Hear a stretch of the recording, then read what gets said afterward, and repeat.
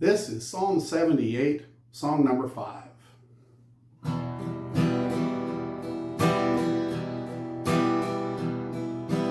They like a faulty bow are warped and twisted, provoke God's anger when in sin persisting. They with their heathen worship made him jealous. In serving worthless idols they were zealous. Great was God's wrath when he saw them rebel. He utterly rejected Israel. From Shiloh's tent, his dwelling, he departed, forsook those who were faithless and false-hearted. He to the clutches of the foe surrendered.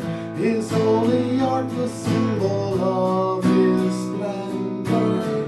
In anger that his word had been ignored, he gave his people over to the sword. Their young men were consumed as flames drew near them. Their maidens had no wedding songs to cheer them. Their priests fell by the sword of heathen nations. Their widows could not voice their lamentations. The land was ravaged by the godless foe, and all endured great misery and woe. He then turned back to those he had forsaken. As from deep slumber did the Lord awaken. Just like a warrior who with wine is heated, he struck his foes until they all retreated. And as they fled, he at their backs took aim. He put them all to everlasting shame.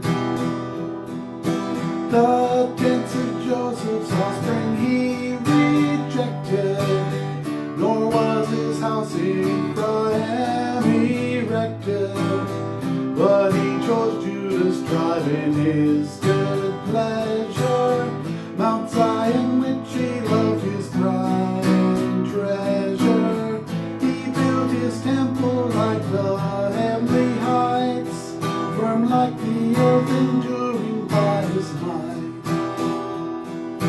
He chose his servant David and he crowned him. He took him from the sheepfolds where he found him.